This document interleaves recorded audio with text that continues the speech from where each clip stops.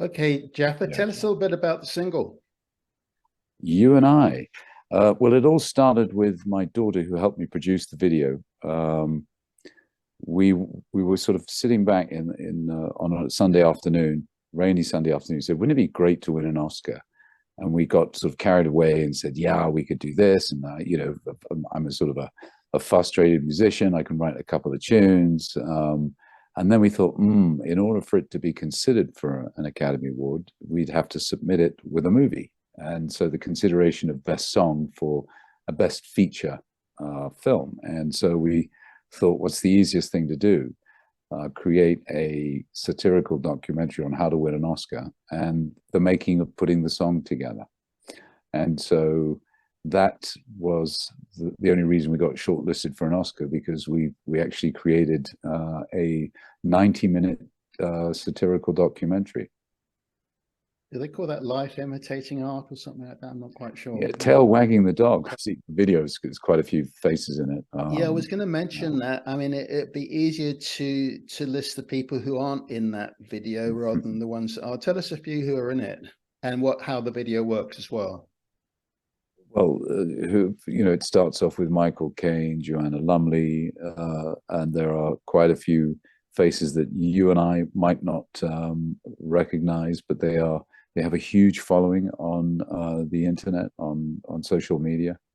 And the demographics we looked at, thinking, the age group from 60 above who would recognize certain people, and then the 15-year-old that would recognize this young kid who, locked himself in the White House bathroom on a tour and then posted it and then did a whole self video.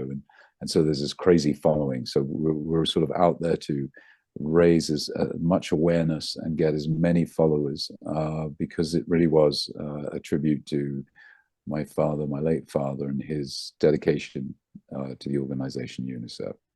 So that's really who's in it. Is quite a few people. I don't think we've got, there's a lot of people in it.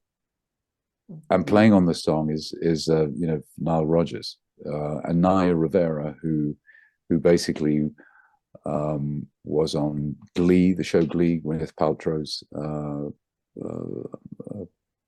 show. And my daughter Ambra, who, as I said, it helped me produce the video. She was listening to her, and I said, God, she'd be great. It's because it's going to be a duet. And wouldn't it be wonderful to get someone like Naya Rivera? So we've called her up, and basically the brief to get everyone on board. This is obviously a tribute to Roger and his work, his dedication to UNICEF. Would you appear? And only if the song is good enough. If you like the song, then you have to say yes. And I didn't get a no. So I think the song's good enough. It's a good song. Unfortunately, she passed on. She did. And so we're also in her loving memory as well. So it's to Roger and Naya. And they never got to see the end result, the end product, or let alone my dad didn't get to hear the album, which took quite a while in the making, about a year to actually lay down the tracks. And obviously, time schedules, COVID slowed us down, took a year off the time frame. But yeah, in total, it was 7 years to put this album together. Introduced by Michael Caine, of all people. This is Michael Caine. And you're watching, you and I. And that's probably the best. I was asked today who was the most fun to shoot, and I said, well, with Michael, obviously, because he's one of my dad's oldest friends, and he was laughing. We kept on laughing because it's because he's hearing himself saying, "My name is Michael Caine." It almost like he couldn't keep a straight face. It was quite funny. I'm not sure, but I heard that it was very difficult. I don't know about your situation, but in general, for him to ever say that or get him to say that. So I could be wrong. That's why he was laughing. It was, yeah. No, he was laughing. I said, "Go on, you got to do it. Come on, you got to do it. It's for the old man." So well, we can't not talk to you without talking a little bit about your father, Roger Moore. Distinguished is the word that comes to mind. He carried himself with a certain presence, which actually I do see in you as well. But what was it like growing up with him? Well, he was incredibly humble and down to earth, and I think it's sort of the post-war generation.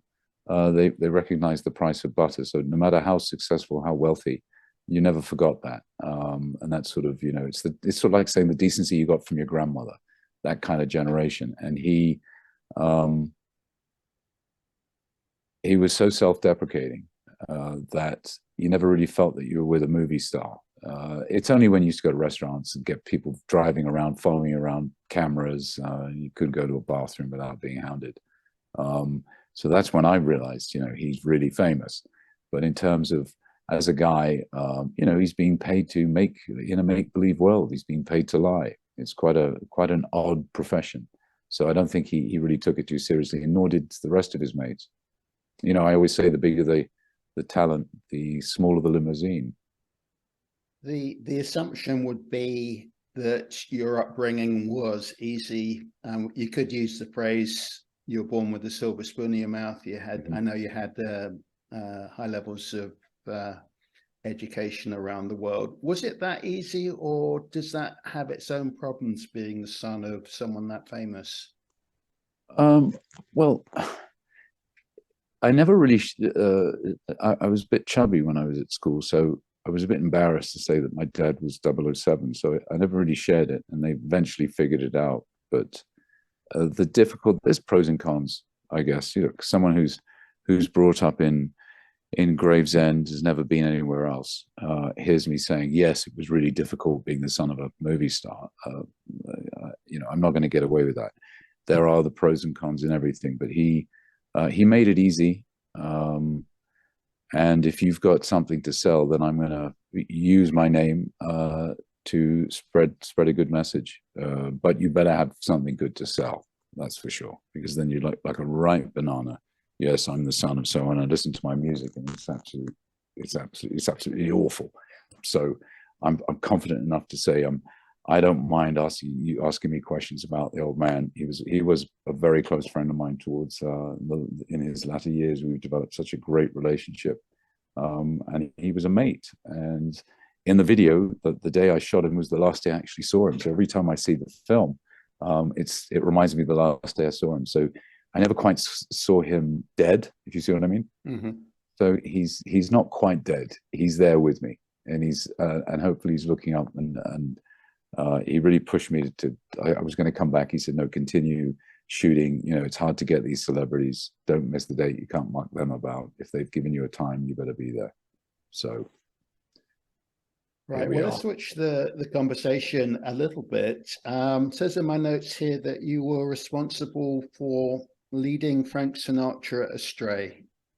I might be being a little bit tongue-in-cheek there. No, well, leading me astray.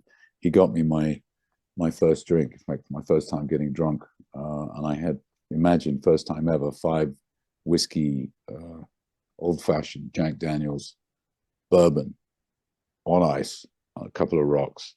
I had about 5 of those, and that was my first experience. And he taught me 2 things. He said, 1, make sure you don't really drink on an empty stomach, because that's what happened. And 2, the secret of drinking is never to spill it. Really good. Now, are you now based in Switzerland? Permanently? I am. Tell us a little bit about what life is like there. I spent like my 2 weeks at Lake Geneva, but what's it like actually living in such a small country? Well, everything seems to work. There is a price to pay, and the price is expensive. And you can't really compare goodness. You know, I came back from the States and saying, God, to fill up your tank, because, you know, okay, the price of gas is very expensive. And I remember 20 years ago, when I first moved here, and it was triple the price, but you're paying for that exclusivity. You're paying for the safety. You're paying for the good air. And the people here are very respectful, and they get the job done. You know, it's a terrific country. Do you still have your restaurant in Mayfair? I do. Just tell us a little bit about that. Well, it's very similar to putting on a theatre piece.